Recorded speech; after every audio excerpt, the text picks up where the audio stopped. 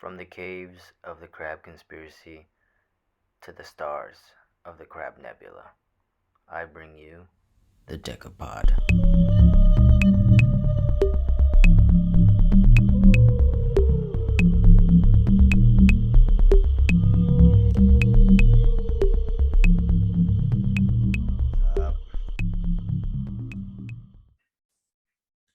Can you hear me? Yeah. Okay. Is my audio okay? Yeah, you're good. You're good. What's going on, Ash? Woke up and started prepping for this. I was pretty excited about it. It was Nice. like waking up like a little kid for Christmas. For sure.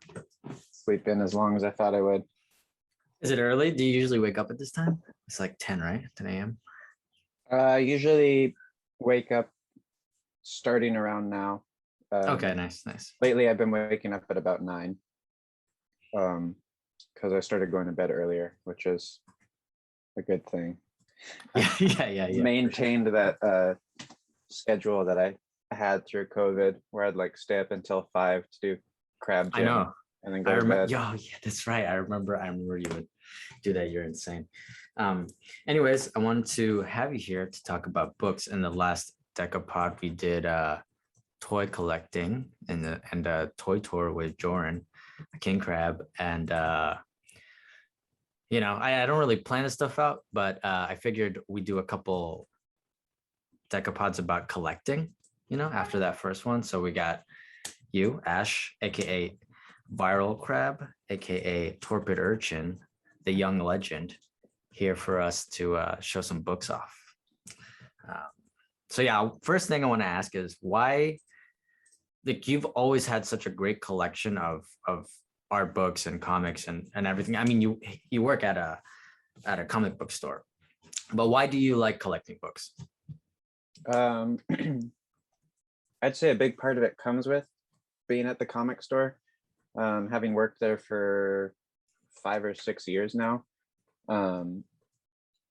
being around a space that is essentially a massive collection, because a storefront is just a collection where people can take things if they pay for it, has influenced my affinity to collect quite a bit. But I've always been one to hold on to things and like want to take something physical from an experience. When I was in like kindergarten and first grade, we had like a 30 minutes or an hour-long block or something within the class day to have like free time. Kids could like sit and read or play games on the computer. And every single day, I remember like my core value for that chunk of time was like, if I don't take something from this time that I'm spending, I feel like I've wasted it. So I would make comics Wow. during that time. Like I would draw like aliens blowing up cityscapes on Wow, that's paper. amazing. Do you still have those? I've been looking for them. I think they're down with my mom in Seattle, so I have to find out. But I'd love to find them because like that'd be the sapling of my illustrations, which is cool. That's yeah, I don't have any of my childhood work, but that would be really cool to see you redo that. I love reiterations, especially after so much time. But that gets me, that's a good segue into starting this, getting prepared for this. I collected some of my own books, and I realized how many books I've self-published, like this is a lot. And I never really put it together or, put a stack. I have a stack of my own books, and it just, without having done this, I would have realized, and I'm really proud of how many books I've done. And it's just so cool to see like a legit little stack of books. So, but let's get it started. And I'm gonna share one of my first books, which is the story of BARC, the original, I guess, comic, narrative that started the whole thing. Before I became BARC, I was still Alexander Lansing legally. So, but yeah, this old style I used to have, where I noticed that I've come back around to like it, but I felt like in the beginning while I was doing it, I was being very lazy and overcompensating with texture and patterns, and it was very just arduous and tedious to do. But I didn't have the shape language and design I have now. But you can see this, it feels like I'm overcompensating for my lack of design. But now, right, after so much time, I really appreciate the work that I put in. And it's just, it's cool to see how far it's come. And I kind of want to borrow some of this again, In a way, you can kind of look at that and like this foundation is like marble, and you've been able to chip away to find true bark under the skin of all that. Totally. Yeah. I mean, it's so cool to see how what things live on, and what you take and what you drop, and then what you bring back. So I really like this again. It's enough time has passed, and these are available on my Gumroad for free. So if you guys want to check out PDFs of the earlier comics, you can get those. But what's one of the earlier, do you have on hand, or if you want to go grab like one of your earliest books, or do you have anything self-published? I don't have anything. I think the closest that I have is probably the CRABCon anthology, and then just within the past small chunky years, I've done a couple pieces for like charity zines. Nice. Yeah. I've seen those. Those are the most immediately accessible. I actually don't know where they are. I have like some of the physical drawings from that still, but primarily any sort of work that I have done has showed up in CRABCon or these collectives through Instagram. Which is kind of the foundation of where I feel like I'm contributing to something that's more real, not just like daydreaming about ideas that don't come to fruition. Well, that's the thing. I think I've always been a person who's just not waited for the opportunity and just made it my own. I don't know if that's like been not a downfall, but I've always just done it by myself, whether it's having a gallery show in my laundry room, or publishing my own books and getting stuff printed, especially you're it's so funny, it feels like you're destined to be involved in comics somehow, having done like recess time alien comics and then working at a comic book store. I'd really like to see some more some published work by you, like a little book and stuff, especially because you look at you, you look like you're in this manga store right now. Like in an aisle. Turned my desk today so that I had a better backdrop. It's usually facing my bed, and I didn't like the way that looked. Nice. But this is like primarily all that I have. 3 or 4 more small bookshelves in other spots in my room. So cool. Yeah. Because the architecture is a little bit weird in here, but primarily like these 2 massive bookshelves are is my fuel. Nice. Yeah, dude. So why don't you show us something? Show us your oldest book or your favorite book, whatever. Let's just start riffing on what we got in hand. I put aside like my favorite art books is what I went with today. Okay. And I think I'll start with one of my favorites, which is this book, Tayo. Oh, wow. Which is an art book detailing who's probably my favorite illustrator and artist in general that I've come across, Tayo Matsumoto, who did works. His most popular works are Tech on Concrete, which was first a book and then a movie. He's also done Ping Pong, which was adapted into an anime. Some of his lesser known stuff is Number 5, which has just been translated into English for the first time in, I think, almost 20 years, because it initially didn't sell well in the States.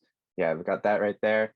That first volume that you just showed off was the entirety of what was published in English initially, that was split into 2 or 3 different small volumes.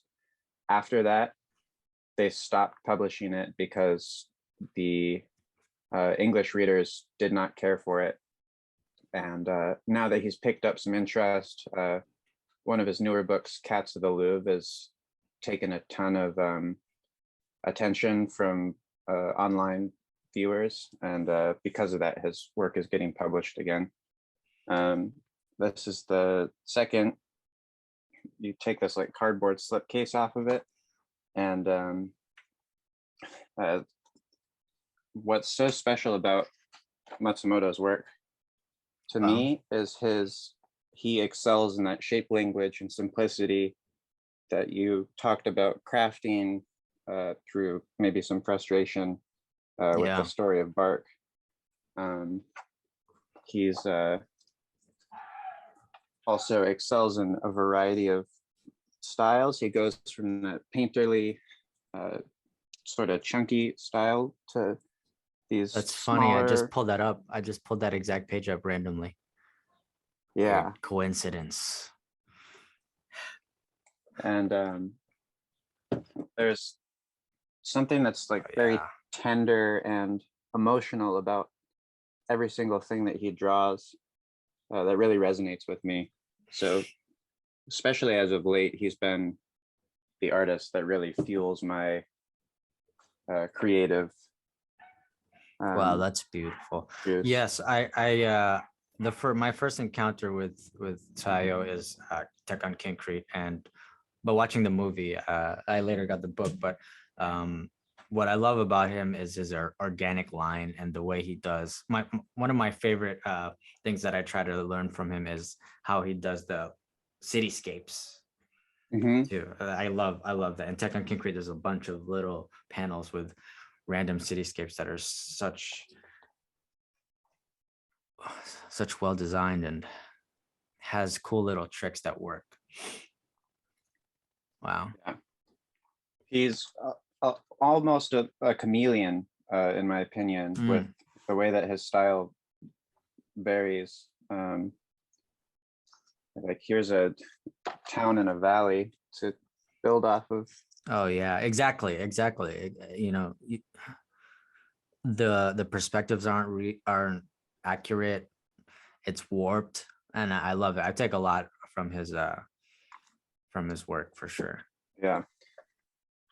He's definitely the number one for me these days. And okay, well, I got what were you saying? Oh, go ahead. Well, you know who this is going to be next then, and I think they work together, right? Masaaki Yuasa. This is one of my favorite books of all time. I go to it for a lot of inspiration, and it's his sketches. So Masaaki Yuasa. Oh, there you go. Wow. Wow. You know what? Okay. There's my favorite thing to see from an artist is a sketchbook. Just because you see it's the closest thing you can get to going inside their mind, you know. You can see it's so organic and so rough, but the designs are so well done. I want to learn how to watercolor like this. It's just such cool shapes and angles. Yeah. I've collected over 100 art books now and counting. Like art books are the main thing that I spend money and space on. And out of that amount of art books, the best ones are the art books that actually have the artist's process in them, whether that's sketches or multiple concepts, anything that actually shows the process of what it takes to make the art is what makes a good art book, in my opinion. Like, I really don't care about an art book if it's like a video game that just has like the concept copy and pasted into the book, because I don't think that supplements any foundation for appreciating the process of the art. So sketches like Masaaki Yuasa's sketchbook like have the foundation of like the best art books that you can get, in my opinion. And it's really cool how you said it, especially in that book we just showed. It's project by project. and just show sketches and concepts and ideas. Yeah, that makes me think I should make a, because you know what, that's so true. I'm gonna bring out I'll just show this book, right? Because this is the first art book that I actually bought ever, pretty much, and it's a sketchbook of street artists and murals. This is like what really made me want to do art. I found this at Barnes and Nobles, but it's broken into each artist, but it shows their sketchbook, you know. But it's the best kind of thing. I don't know. Yeah, you're right. I love it, and I should produce stuff like this too, because if I should make what I like to consume. That's what I always say. Also. That sort of book is like so cool, huh? What draws people into Patreon in my experience. People are gonna pay for a Patreon if they get like if there's some sort of subscription. So like, oh, you get keychains or you get stickers every intermittent period, or if you get behind the scenes and you get to see how these people are making this art. Like those are the two success routes I've seen for systems like Patreon. Right. Like for illustrators and artists in general. Like those are the foundations of what grants success. Yeah, no. Behind the scenes look is so important to learn from, especially from artists that you like. Okay, what you got next? Ash? This is the Tech on Concrete movie art book. There's 3 of these. I only have one because they're pretty hard to find. Yeah, there's Tech on Concrete Black, Tech on Concrete White, and then I think Cityscapes, maybe. Yeah. Is that the same one? We have different ones. There's character designs, city designs, and one other thing. But is this these white? books are really cool. I never even opened this. Yeah, I think you have white, and then there's black, and then this one, which I haven't even looked at that before, I don't think. Yeah, we both haven't looked at them. I just assumed it was the same. Oh my goodness, look at this. So cool. This is like I can't believe we discovered this. Wow. We just discovered it. So funny. Yeah. Wow, it's so cool. This one is like so good. The hand is so good. The interior of the copy that I have is sketches or like the actual painted backgrounds primarily. Oh, well. I have the character one. Yeah, character backgrounds, and I can't remember what the third one is, but the third one has a completely black cover instead of a beige or a white, and it details some third element of the movie. Each of them have a foundation for what makes the movie. And these books are pretty special. It's so funny. We're just like opening books. Yeah, like those spreads are so cool. The ones that you're flipping through. Oh, this one. Look at this. Character sheets, dude. With color reference too. Yeah. Oh, these are great.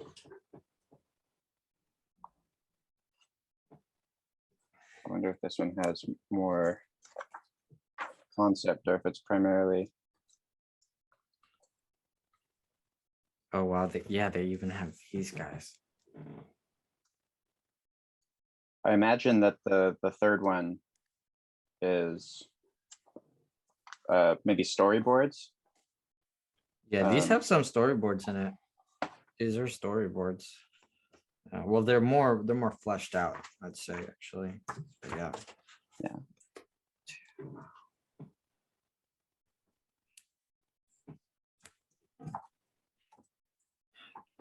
But I bring this book to the table because it continues to follow that theme of showing the behind the scenes or showing elements of what bring a project to life. The Tech on Concrete movie, for those that are unfamiliar, is like I might be talking out of my ass, but it's considered like a really strong foundation for like animated movies. There's I've heard on multiple accounts that they were designing new techniques specifically for Tecton Concrete to bring the city to life, which is that the city in Tecton Concrete is a huge character for the project, just as important as any of the people or other elements of the story. The fact that they can flesh out a setting to create such a real world is really impressive to me. No, it's an incredible movie, and the first time I saw it, I was blown away by just how rough it is. I've never seen Japanese animation that was so rough. I've seen Akira. Maybe before that, I had seen Akira. I had seen Spirited Away, and they're so finished and clean and very Disney, full production. But it feels like a sketchbook come to life. The finished movie of Tecton Concrete. I think a big part of that comes from Matsumoto's character designs, because he's got such a,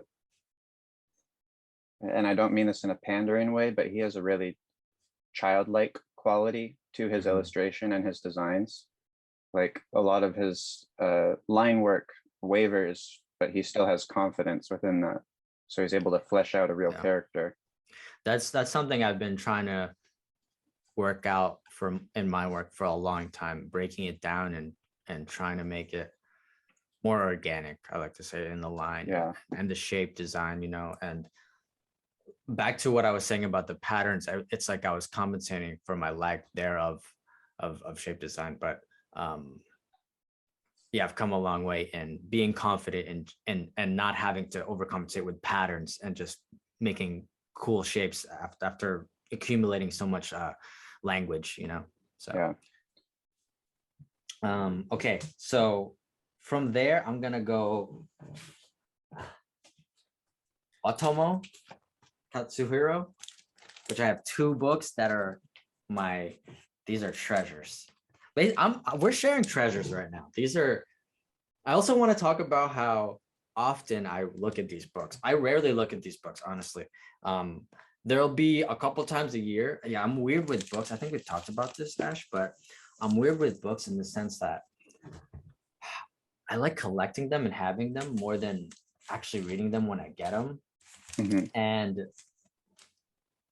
But there are a couple times a year that I break out my library, pull out a stack of books, spread them out all over the floor, and just draw inspiration from them again. That like the couple times a year that I actually do that is worth the collection that I have, just to reignite my inspiration for what I'm trying to make and trying to create. Maybe I'll get one thing here and there, but I don't know. Yeah, it's a weird, I don't know. I often wonder how people consume their books, especially art books and comics. But I find I'm not even reading them or looking at. I like having them. I guess I'm just a collector / hoarder.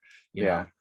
I have those elements as well. I think probably from like my grandma was somebody that held on to every little thing. When we helped her move out of her house, she had like this massive box that just had every single National Geographic she had ever come across in like the last 50 years or however long. Like she didn't ever get rid of a single one of them. And I try to not do that, but if I see something that I really care about, I get pretty passionate about acquiring it and having it as something that I can have access to. I've done better with that.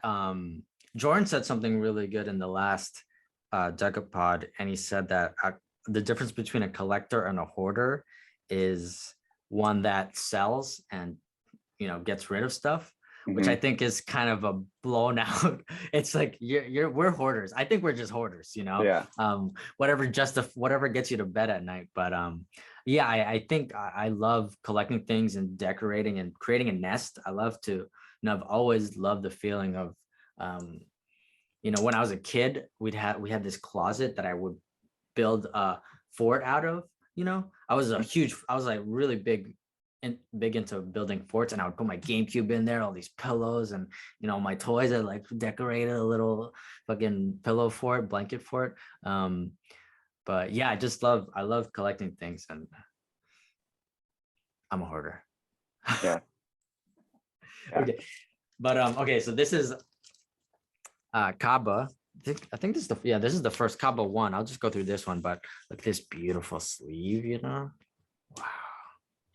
Right? It's like a ghost. Working with transparency in design is always so cool.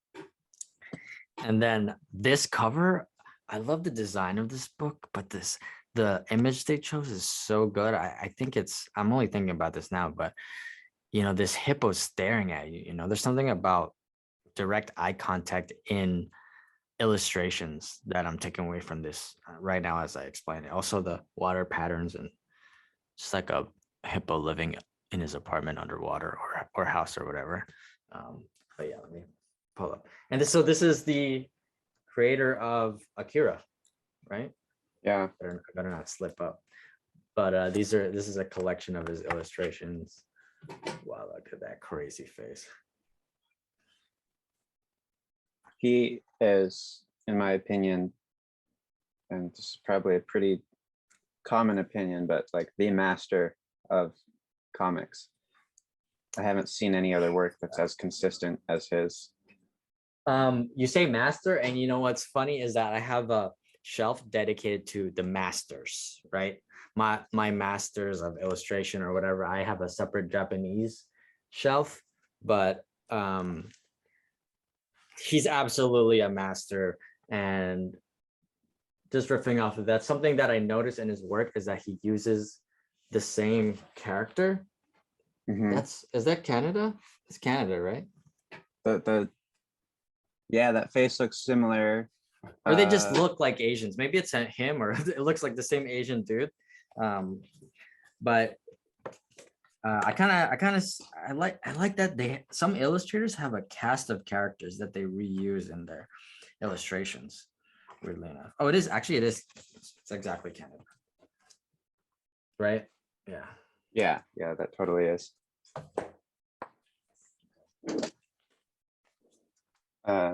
One of the things that I have,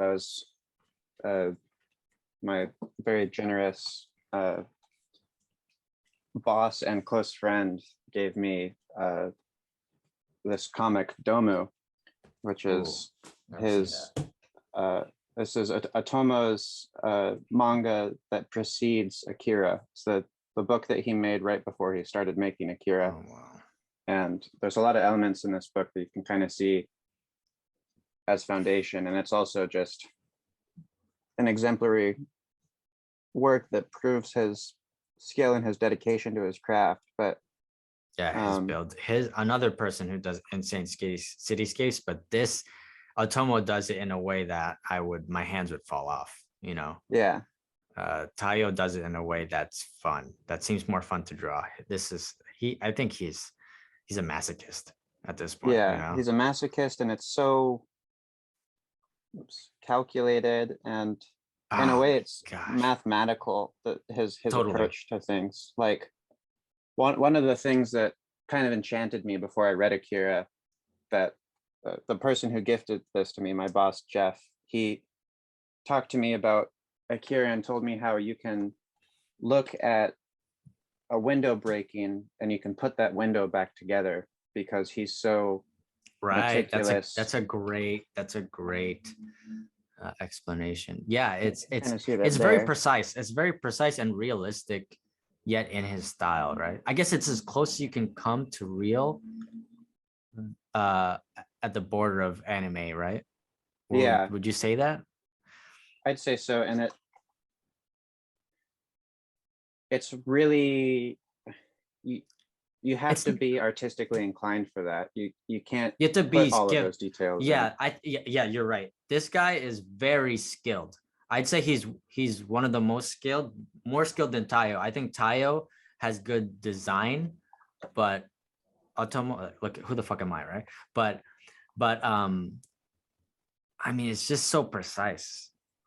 In a way, I respect Tayo more because he's using more of his brain, and I feel like Otomo is just, I don't know, maybe I'm just scared of the amount of work it takes to be like that. But yeah. I mean, like I said before, Tayo is my favorite artist, period. I think I can confidently say that. And part of what enchants me so much about Matsumoto's work is he's so whimsical. He's willing to omit details and contort rules. When we looked at that mountainscape, he doesn't care about, oh, this is the 3-point perspective and like the shadows need to drop here. He's going to make it in a way where, I can't speak for him, but I'd imagine my work looks visually appealing in this way. I like what I've captured, and he's mastered his style, which is a huge foundation for any artist. I totally agree with that, and that goes back to what I was saying before, is that I take a lot from him in the way he uses his style. But I was telling somebody yesterday, I was talking to my friend yesterday, and he was saying that he had painted this, he had bought this canvas that was beige colored, right? And he didn't prime it. So then he told me he fucked up because he wanted to go back with white and patch things up. But then he's like, now I gotta, patch up all the negative space that was just a brown canvas. And then I was saying, you can do that, but you can also, use it as a style. And as long as if you do things with purpose, and make your mistakes purposeful so that your audience can see and learn that it's a style, or that it's that you're showing your mistakes on purpose, that just becomes a style and not a mistake, and again, which relates to the perspective not making sense. If you're doing it on purpose, it's just your style. And that's that's a huge part of what I do too, because you're lying. It doesn't really make sense. The light, the shadows, exactly, you're right. The angles, perspective, none of it makes sense, and doesn't have to, but if you do it on purpose, that you get in trouble when you leave things by mistake, and you're not, when you're not trying to make wrong perspective and you're trying to do right perspective and it's off, that's when it's not going to work out visually. But okay, going on masters, right? I have another master Mobius, right? Of course, this is a art book that my friend gifted me, and it's I don't know, I don't know what it is, but besides the incal, his work is very sporadic, sporadically published, right? Maybe he's more of a commercial illustrator, I don't know, but I don't know, besides the incal, I can't really think of leading work by Mobius, like Otomo has Akira, but maybe that's just my lack of knowledge about books and stuff. He's got a small handful, but Mobius's work has some intricacies for its publication, because it's I don't know what the fine details are, but in terms of publication, it's under his family's jurisdiction now, because he's since passed, and they live in France. So there are sometimes small press things. I have 3 different books from Mobius that were all very small print, and you could only buy them in France. Oh, wow. So it's really exclusive. Yeah, it's really hard to find his work because it's scooped up and it's in low print when it is printed. Is that a sad thing? Because Akira is so readily available, and maybe that's why I know, just because of, the distribution. Is that why I think that way? Do you think it's sad that, there's some sort of exclusivity to Mobius's work like that? Or is it a benefit to, the art community in France? I think it preserves his work, and he's well known enough that it isn't necessarily a tragedy. Like, I'm sure there's plenty of fantastic artists that because there wasn't the access to experience that work as a consumer or as a viewer, it hurts it, and like those people don't ever get into the spotlight. But I think in terms of the way that people buy things these days, like I'm susceptible to it. I mean, I have so much stuff behind me, and I think in a lot of ways that's negative. As much as I love collecting books and appreciating this art, there's a saturation to it. You were talking about how you kind of bring out your art books once a year, and as many things as I have, as much as I have at my disposal, which I'm very fortunate to have been able to invest in, I don't take advantage of this work that I have as much as I should, or as I would like to. I have a few core books, and like if I go out of town on a trip, like I fly over to the East Coast once a year, most of the time, to visit my dad's parents, and I bring like 2 or 3 books, and I kind of cycle between like 15 books or so, and I always bring those few in rotation with me, despite how much I have. And I think for Mobius, the fact that you can't get his work as easily enables people to continue to treasure it in a way. Like, That's scarcity true. makes for a more precious thing. That's true. Yeah, when you put it in that way, I mean, I didn't have when I asked you that question, I felt either or. I was just wondering what you thought about it. But I like that I think about Mobius in a different way than Otomo, Yeah. Yeah, you're right. I want to always find his work and discover piece. I like the pieces you find of Mobius here and there, of Yeah. Arzak. That's the one with the white pterodactyl, right? Is it Arzak? I believe so. Yeah. I know him more for his style, which is an interesting thing about Mobius. Yeah. But yeah. What do you got next? I want to go within the realm of masters. This book is one of those books that I bring with me everywhere. I bought this in LA. I flew down to LA to meet Katsuya Terada and Kim Jung-ji.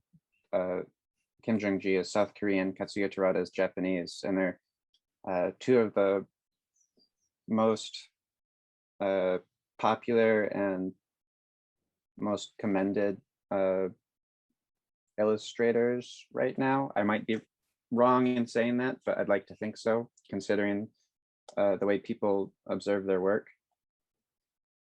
This book is called Terada Real Size, or Katsuya Terada Real Size, and it's printed. That's a great scale. Yeah, this is the scale that he drew it in, which is what makes this book so special. Wow. In accordance with the name, Real Size details the actual scale at which he illustrated the piece in. So each page has the work as he drew it, and then as you go through the book, that's a great mechanism for a book. The next page has the full illustration. Okay. So you get to understand the scale, and then you get to see the work that the finished product. And amazing. That there's something really special about seeing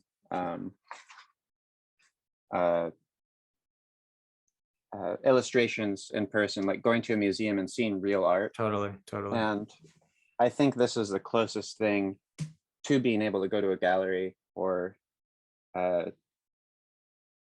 seeing somebody's body of work in person.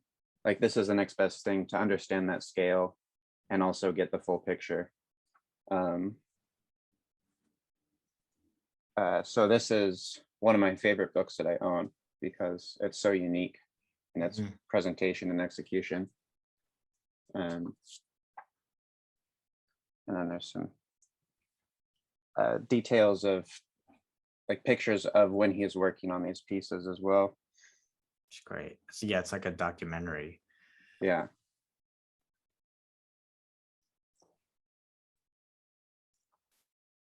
Wow.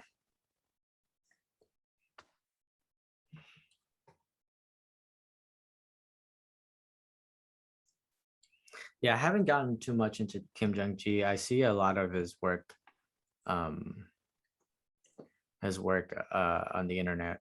But I think for me, I've kind of after collecting some of Otomo and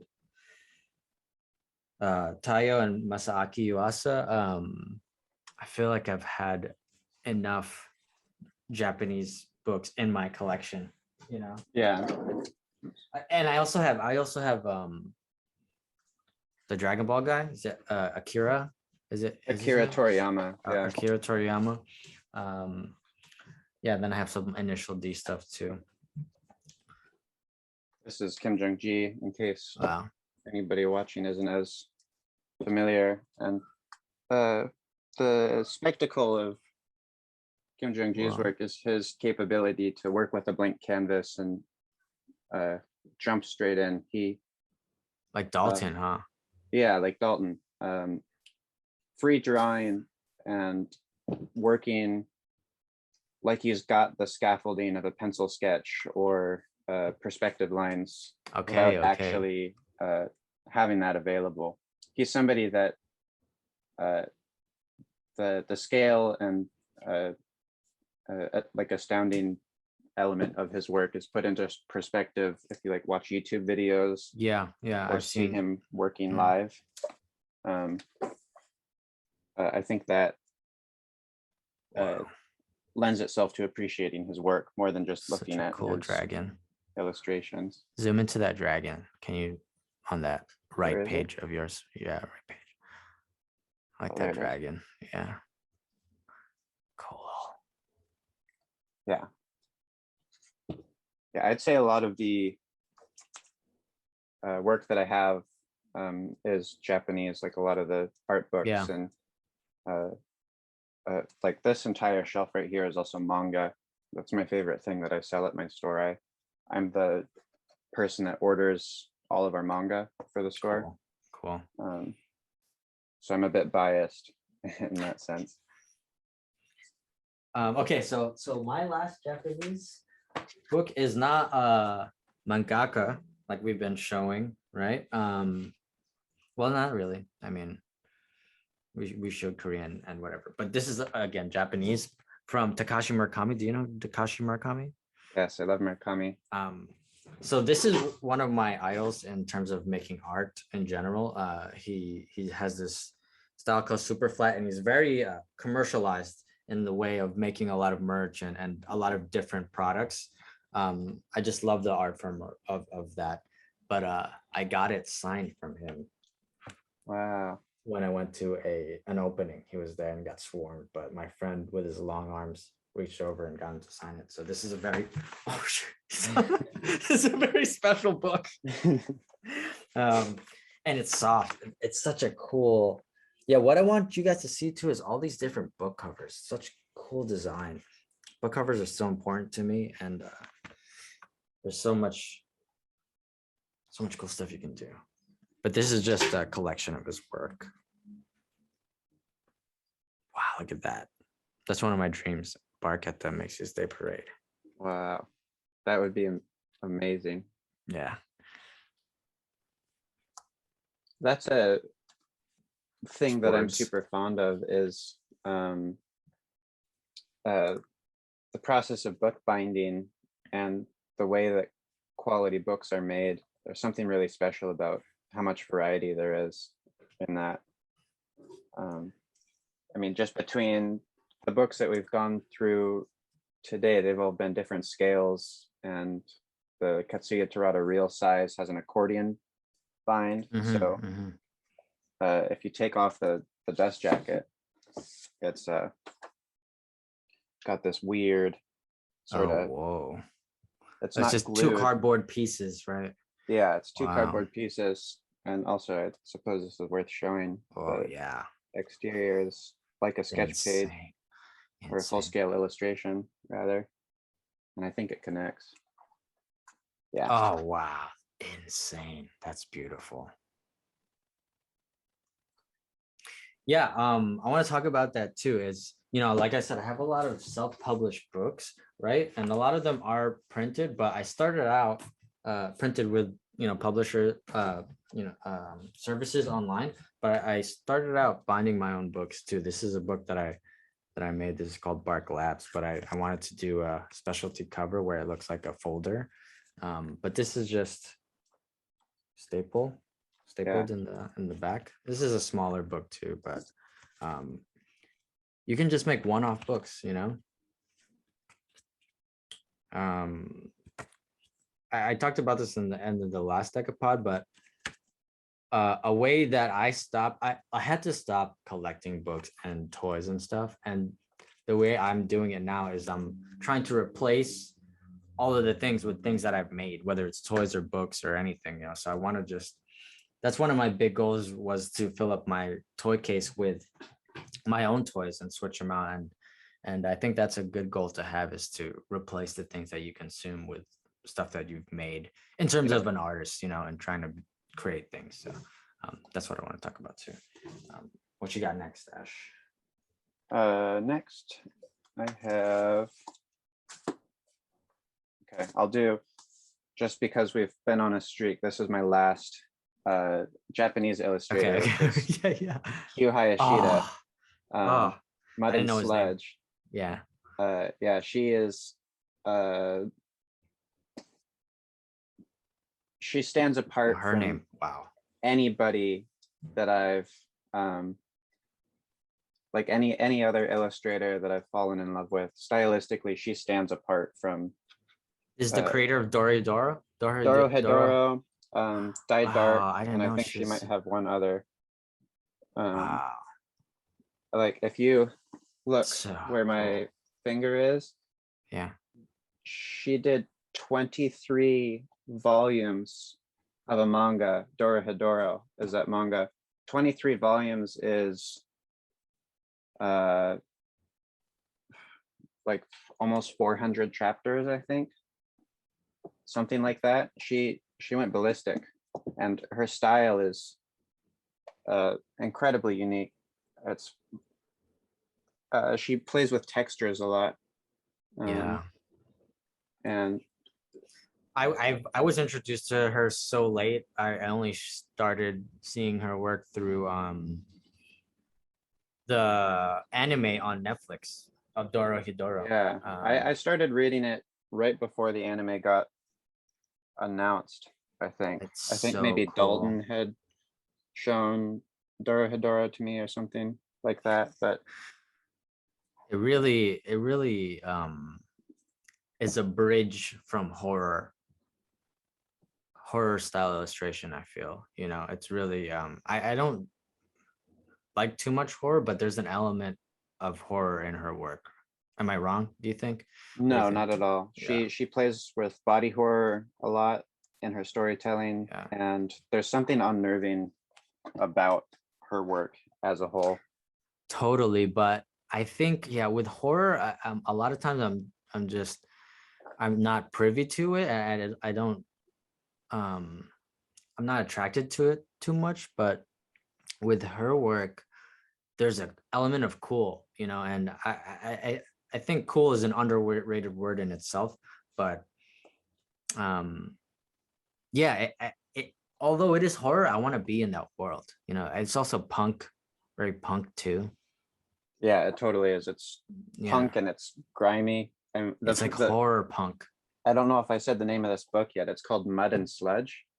Wow, and it really plays into the way that she works with her. Yeah, you could describe her work as muddy and sludgy for sure. Yeah. I can't find the pages in there, but one of the cool things about Dorohedoro is the Reminds me of Plastiboo. yeah, in that Plastiboo, way. who's an Instagram Yeah. and Twitter. Very cool. Except instead of cool, it's cuter, but still cool. But it's like Yeah, she's which- cool horror. She's cute horror. Yeah, and Plastiboo. one of my favorite ways to coin it, and I've heard other friends speak of it, is the creepy cute. Yeah, yeah. Which is like, I feel like it's a genre that's kind of blossomed over the past totally like half decade or so. Let's see. Yeah, I'd I love might to see not- that influence in Plastiboo's work from what's her name? Q Hayashida. Q Hayashida. Oh, just Q. Yeah, Wow, just that's the really just cool. the letter. That's really cool. Yeah. Wow. Um, QAnon over here. trying to find the Wow, right you have a lot. covers. Some So of these are mangas though? Yeah, this is the entirety of Dorohedoro. It's I really want to 23 get volumes. I really want to get an art book from her. Yeesh. That'd be great. She's got two, I think. She has Mud and Sludge and something else that I Yeah, the Mud and Sludge. Yeah. don't have. I'm trying to find the right examples. Some of these covers were like really unique approaches to like making an illustration. Like she put chicken wire on a Wow. page and like scanned over it.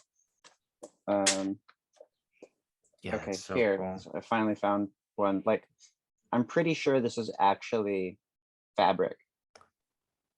And As then a she texture. yeah, like she uses those textures, and here's the wire I was talking about. That's like chicken coop wire. She actually Oh, and then puts Photoshop that messed over with paper. Yeah. the scan of that. Yeah, she like scans actual chicken wire and draws over it, or like places That's paper so over it. cool. I think there might That's be an genius. example in That's here. genius. Is her work digital? Does she draw digitally? Kind Or of is it? see like there's band-aids and paper stars. Oh wow, that's so cool. I love that. I love using band-aids Yeah, on like my playing with real objects. yeah. I think she works traditionally, but I could be wrong. Something that Collage almost then, huh? yeah, Even if it is traditionally, it's scanned in and then drawn over and then scanned in, right? Is that I think so. so experiment? Well, these mangas are not so much, right? These are very rigid. Yeah. Like these are all like pen and ink illustration, presumably physical. So what are those other illustrations that you showed me that had bad names and stuff? That's what she puts on the covers of the Oh, book. the covers. Oh wow, cool. So like the underside of the cover has Special those art. Yeah. Like this looks like it's like paint streaks or tree bark. I don't know if that can show up on the camera very well, but so good. Like if you're making your own comics or books, like part of making a flashy cover is you don't want to just like design a poster or draw a cover. You can, and it can look really good, but there's a lot of opportunities and pathways to make things that stand out. That's you know what, that's something that I'm going to take from this Decapod for sure, is experimenting more with random objects and collages and textures and really stand out, because a lot of my covers and illustrations are just, you know, the way the inside looks. So I like how a lot of comic artists and artists have specialty illustration styles for the covers, or, you know, chapter illustrations too. Yeah, it's so good. It's so good. A lot of Mud and Sludge is like colored pages of her black and white work in her comics. Yeah, I gotta get that. I gotta pick that up. I hope some people are going to see where these books are available, because these are treasures. These are super treasures. And something I wish I wish I had. Okay, so I told you about that I'm gonna get a studio and I'm gonna bring a bunch of these books. I'm really something that you said earlier made me really happy to have a library there to share with my friend who's actually getting the studio for us, and just the art community there. Like you said, we don't access our books as often as they should be, and it's a really nice idea to have a library that people are going to be able to look at. Yeah. So I'm happy about that. Okay, so what I have next is another God, American, Jim Woodring. Oh, This book in particular is really cool because it's a 3D book of his illustrations, right? But look, it comes with these sick glasses. Oh wait, yeah, I'm gonna put them on for the rest of this. So cool. I love this. I love this little stuff. 3D glasses. Isn't that so cool? And then everything's 3D.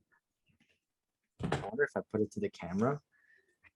No, that's stupid, right? I think because it's one lens. If it was like a dual lens. So dumb. Okay, I'm gonna put them on and I'm gonna see in 3D. But yeah, Jim Woodring is a god. I think he's my main inspiration in terms of creating comics.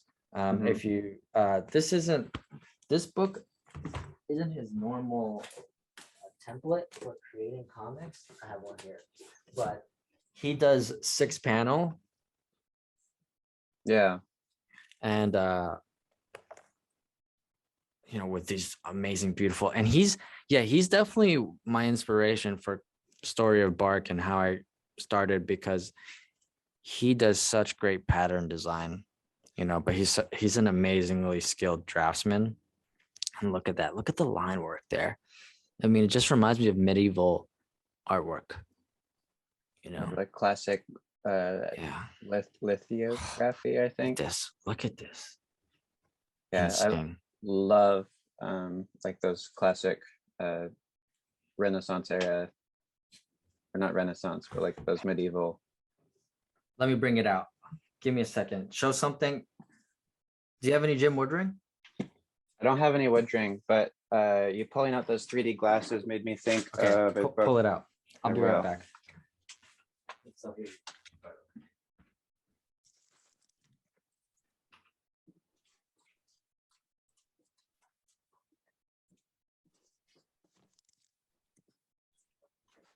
This Fantagraphics book, J&K is what it's called, is printed in risograph, which is one of my favorite styles of printing. You get really vibrant colors and special textures that you won't get from any other sort of printing style. But what makes this book special to me is the supplements in the flaps on either side.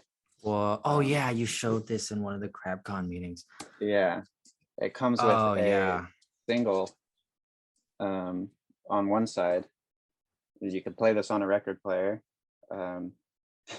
It's just one song. I played it downstairs, and I think it's the wrong speed for my record player, so it sounded pretty distorted. But we also get some trading cards that are Rezo printed. Wow.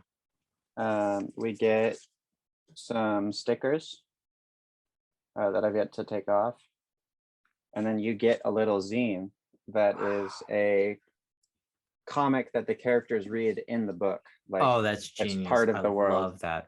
Well, I mean, even the trading cards are they trading cards of the characters? I think they are also in the world, but I can't remember because it's been a while since I've read it.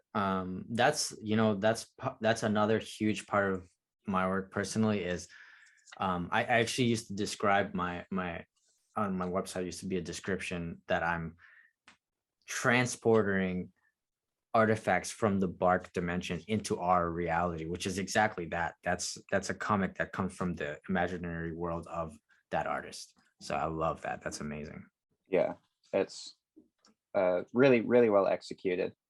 And everything in here is Rezo printed, which is just like my That's an art form kryptonite. of its own. Yeah, I have no idea about There's Rousseau, also but a poster that I forgot was included. oh wow. I think I'm seeing it in 3D too. It's bugging me out right now. Yeah, everybody at home, put on your 3D glasses. Wait, is this 3D? No. No, it's not. Man, I don't think I have any are books that take fucked up. advantage of it. Okay. Okay, back to Jim Woodring, and this is Fran, but the main character is Frank. Right? I guess that's the lady version, but I have on sale.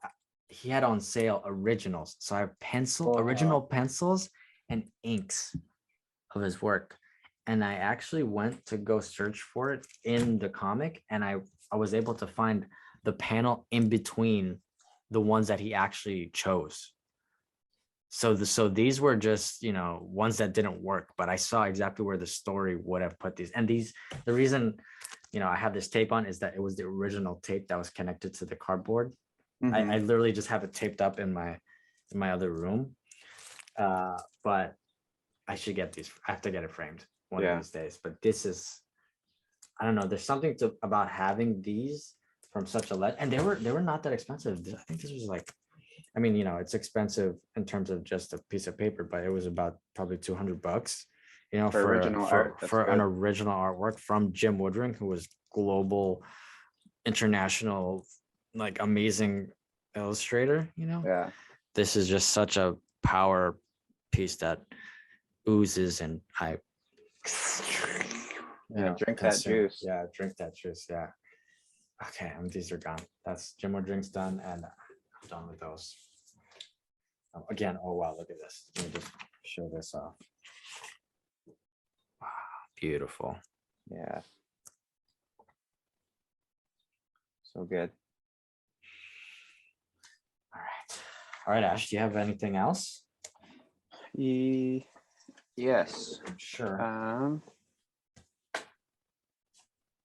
Where did it go? I feel like honorable mention, because it's been a point of connection for you and I, in my opinion, is the One Piece color walks. Oh yeah, I have. You know what? I can't believe I didn't pull those out. I love those. Yeah, I have a bunch of those too. I feel like they're just worth mentioning for if people are making a shopping list or have any interest in just seeing cool things. I think the One Piece color walk compendiums, even if you're not going to commit to One Piece, which, because it's so grand, I don't expect people to really. What's his name? What's his name again? The artist? Yeah. Eiichiro Oda. Yeah. Oh yeah, Oda. So okay, can we have a little One Piece segment here? Yeah. I want to ask you, why do you like One Piece? Why? I haven't finished it yet. I'm probably about 2/3 of the way through the story, but in manga or anime? I'm reading the manga, and I put on the anime in the background when I'm writing papers for school. Or nice. like cleaning my bedroom, stuff like that.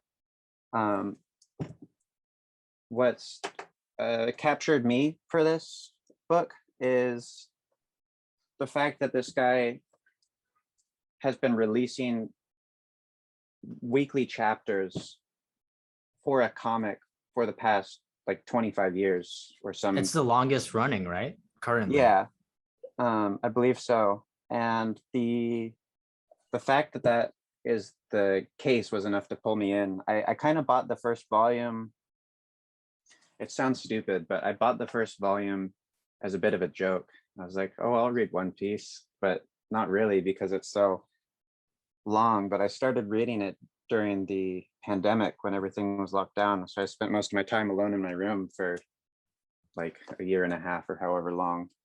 And as I continued reading the story, it gripped me so hard, and his consistency as a cartoonist and a comics creator was enough to make me want to dedicate my time to experiencing his story. Like the spectacle of somebody dedicating their so much of their life to such a grand, consistent, and focused project is super inspiring.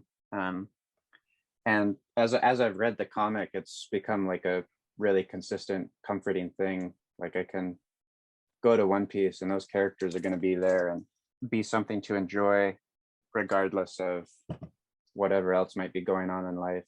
Like I can sit down and read a little bit of One Piece and be part of something that I'm very familiar with at this point. I've read about 640 chapters of the book. Wow. So I think that covers why I like it. I might be forgetting some things. No, that's a great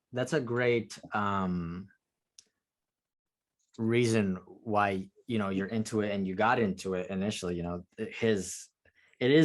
think it is the longest running anime currently. You know, there's the detective one, but it's not airing anymore, right? Yeah. Or anime, I'm not sure, but I think it's most consistently airing, maybe. Yeah, I got into One Piece while I was like in college. I would watch like 2 or 3 episodes a night for a year. It took me to catch up, and that's back when it was 600 episodes. I think it's over 1,000 now, or close to 1,000. Getting really close to episode 1,000. Yeah, I really enjoyed watching the anime. It does take a long time to get into, but the thing I love about it so much is how the characters over time join this crew and really, you know, become loyal. And usually when I don't know if this is true, but usually when you start a show, you get the characters right away, right? Or in the first couple episodes. Yeah, at least in the first season, you get all the characters. In One Piece, you get characters like seasons away.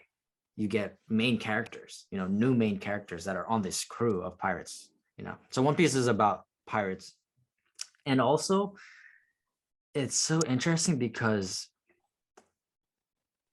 from early on in the anime, you know what the end point of One Piece is.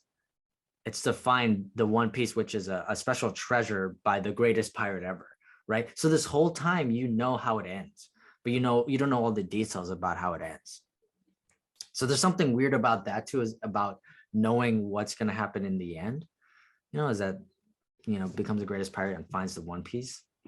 I also love the character design, and there's so many different styles that work all in this one show too. You know, the shapes and the designs of the faces, you know, some are more realistic, some are more cartoony.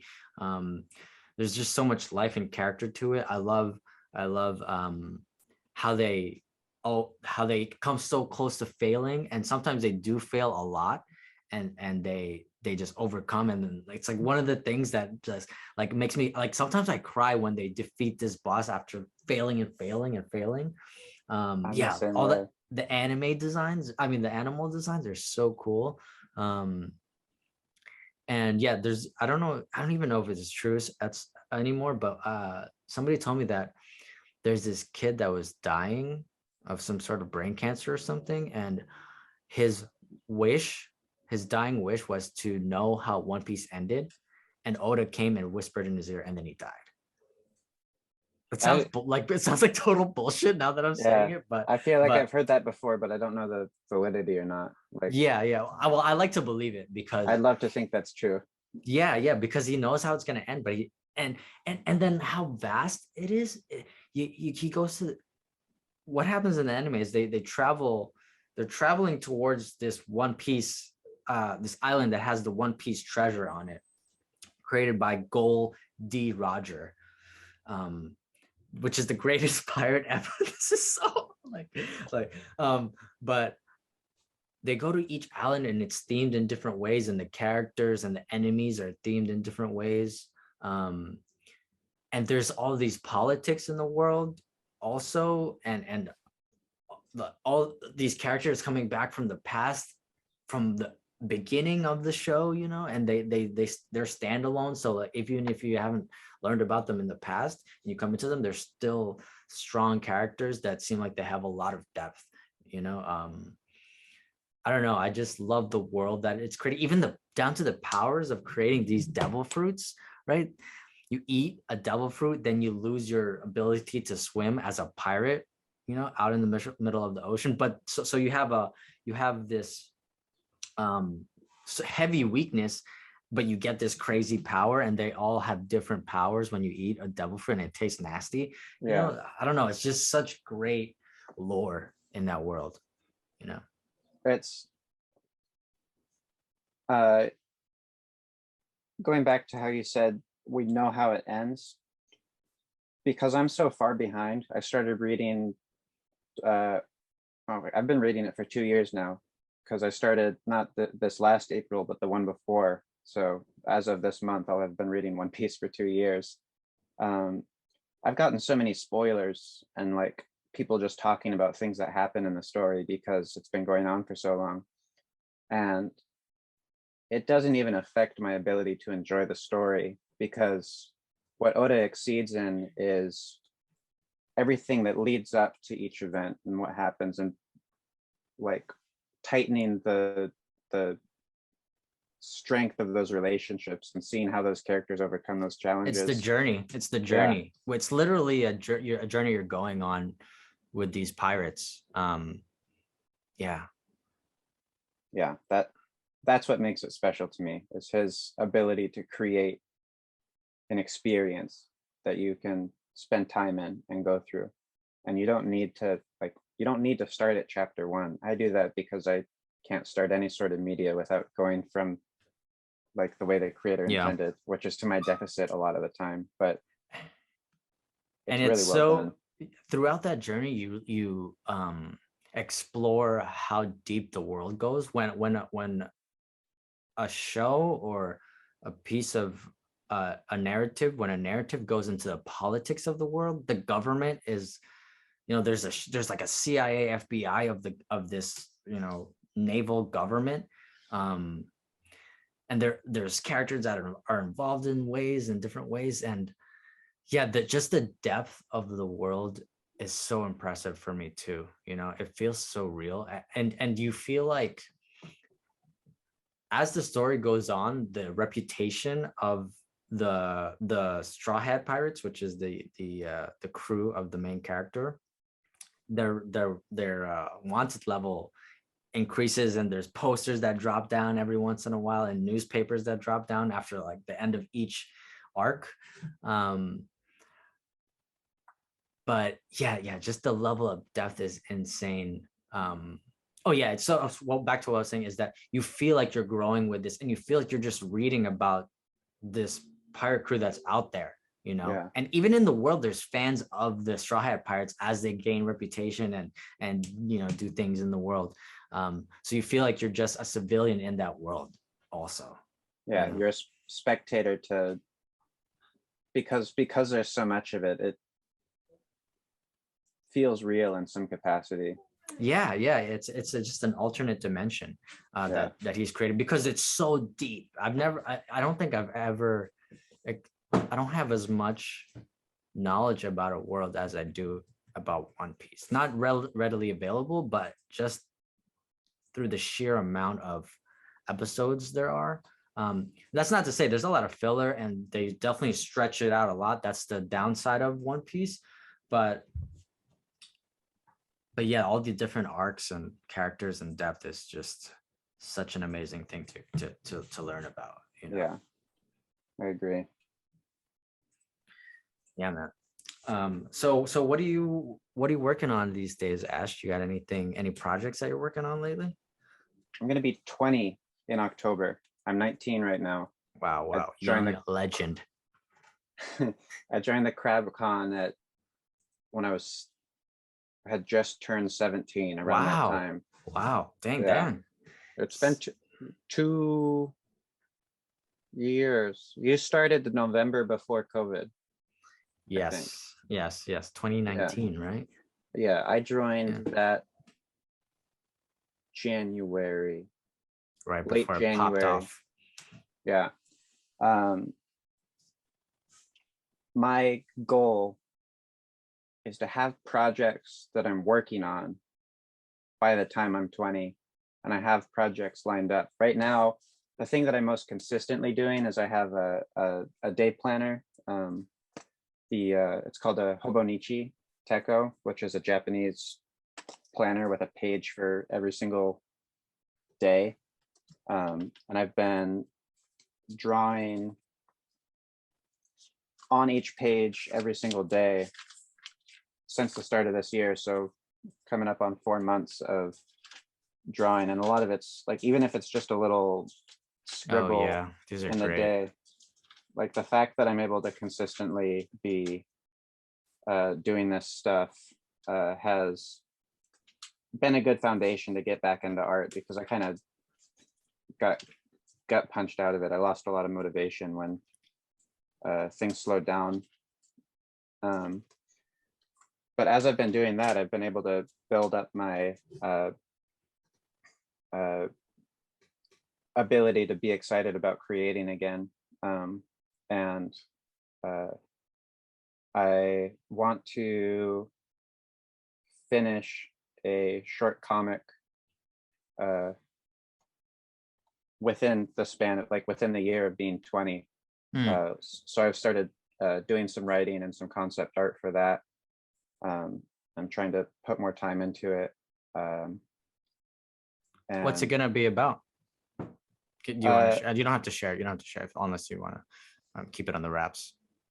I'm willing to share it. I don't know that I can make a sensible pitch. It's going to be a short story about a guy on a beach, and I want there to be two characters. There's going to be the character on the beach. There's going to be a conch shell, and a face will like roll out of the shell. And then the goal for the character is to find this mythical creature in, so this is that shell that I was talking about. So cool. I want it to be a short story about finding this like mythical creature, and the message that I want to attempt to convey in the story is the like how intense emotions and like witnessing spectacles or just experiencing things that have significance in general are very fleeting and can be ephemeral. Like you could see this thing briefly, and then like this is a moment that you hold on to for the rest of your life. I want to kind of play into the emotion of how quickly things can pass and still be significant. And it'll be my first go, so I don't know if it'll land, but that's my intent. I mean, you know, I've always told you that I think you have an incredible mind, especially for your age, and you know, you can take your time. You know, you're still very young, and I think with starting off comics and doing your first one, you want to do it shorter than you would imagine always. So you can get it done, and so that it's a comfortable feeling. But maybe also if you want to do a big thing, you know, that's how you learn. I want to keep this to 10 pages at most, which already feels pretty ambitious. No, that's great, and I'm excited to see it. It sounds awesome, and it sounds very poetic. You know, you're a great writer, so I would love to see how that is how that comes to life. My big goal is I want to dedicate myself to the craft of like drawing more. I want to be able to be recognized, not necessarily as an illustrator, but like for that to be the thing that I'm working towards, because I've fallen out of it a little bit, but it's still what I'm really passionate about. I really like writing, but I almost feel like what I want to get across comes to me too easily. So I'm like I want to work towards something that I don't feel as capable in. So challenging yourself in different mediums. Yeah. Would you say? Yeah, I'd say so, because drawing is something that I've done forever. I've also written for a long time, but I've never focused on writing. And I'm kind of stubborn to the idea of putting more effort into writing than illustration.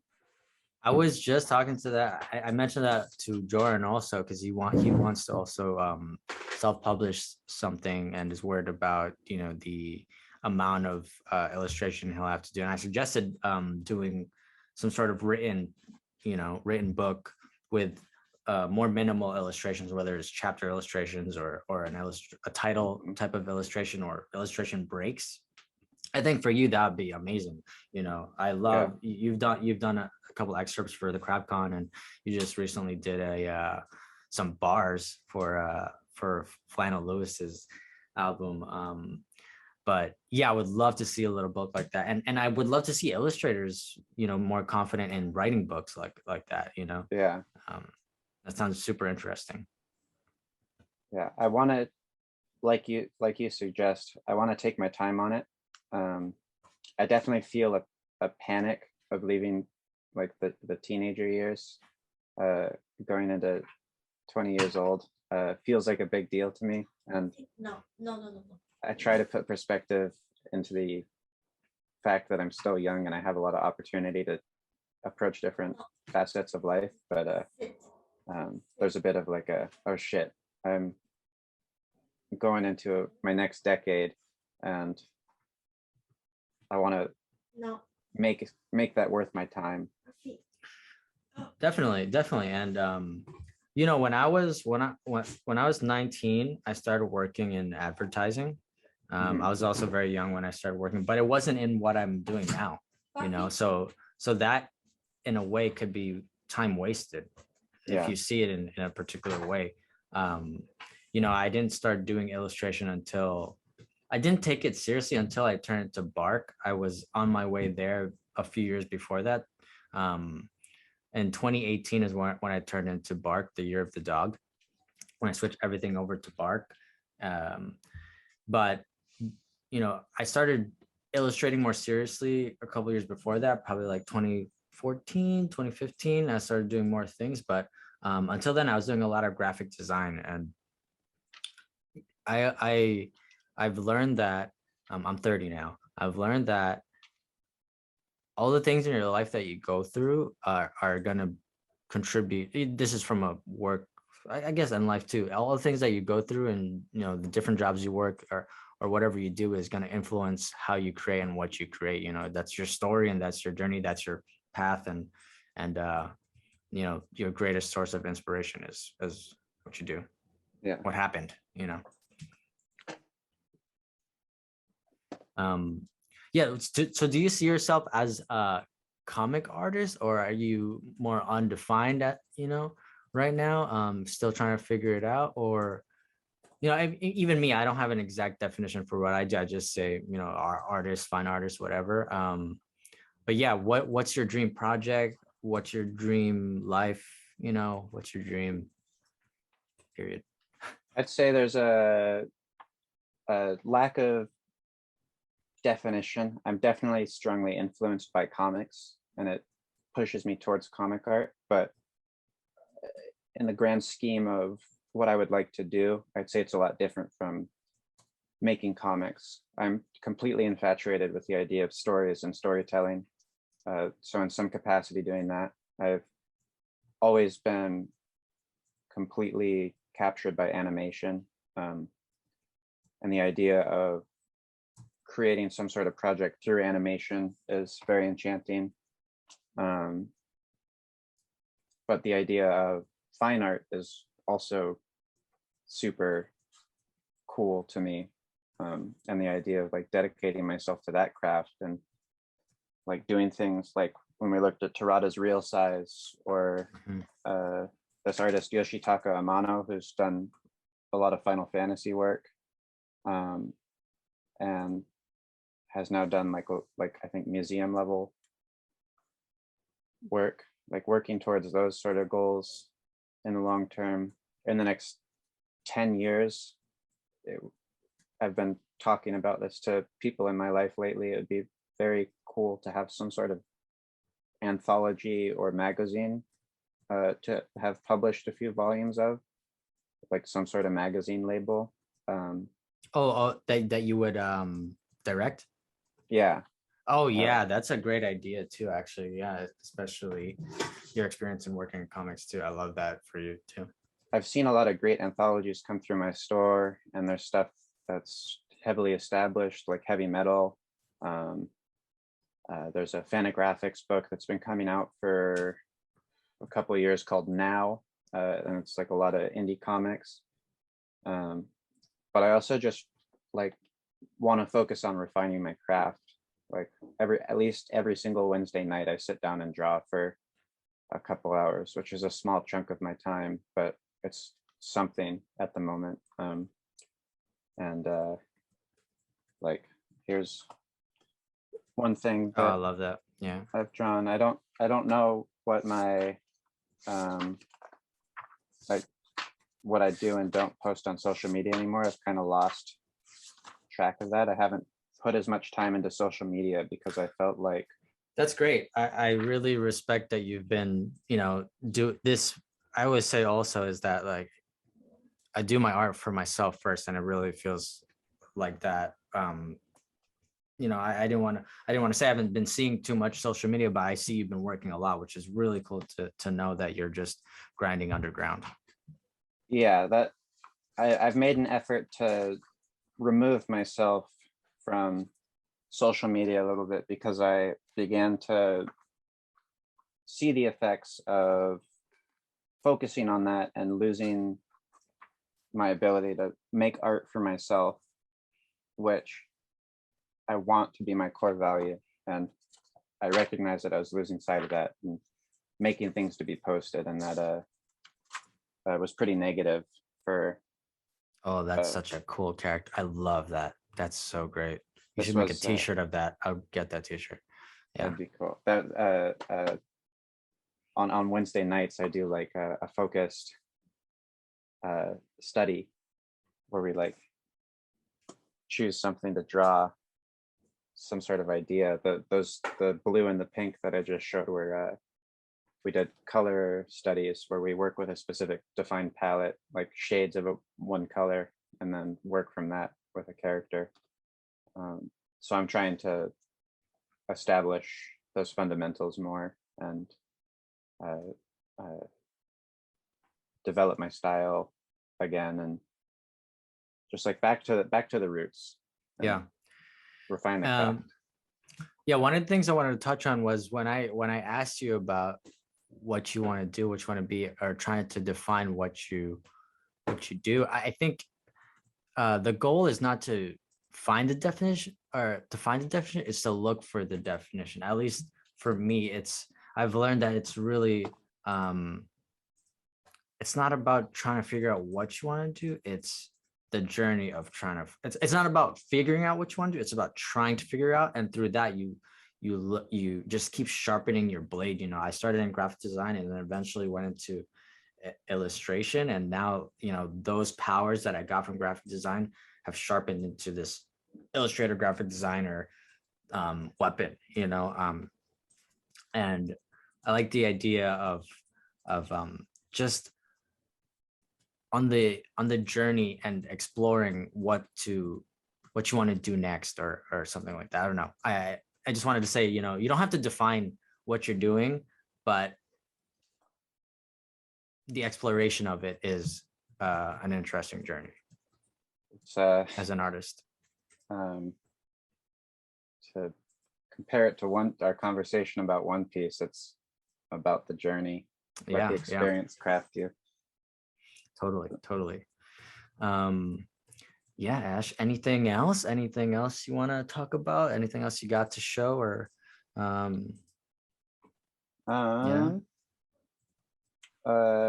everybody that's watching this should check out Bark the Dog and the Crab Con because it's really cool. It's been the foundation for my connection to art these last few years. It's been a pretty important groundwork for me to make a lot of friends and find a lot of passion in art. I appreciate it, Ash. Thank you. CrabCon means a lot to me.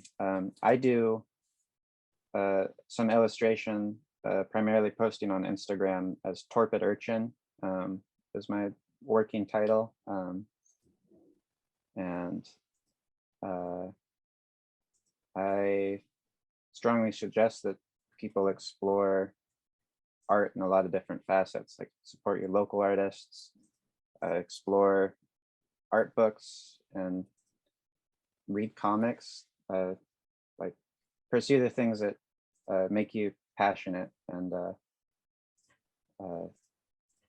try to be creative as well.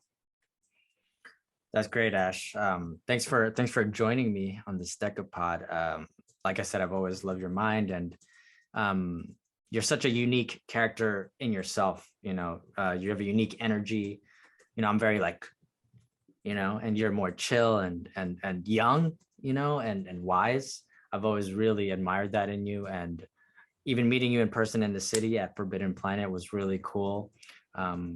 Yeah, I'm just really happy to have you as a part of the CRABCon, and that's it. I really appreciate the invite, and thank you for your friendship, and likewise. CRABCon forever. And BARC we trust, and CRAB we lie. CRAB we lie. All right, I'm gonna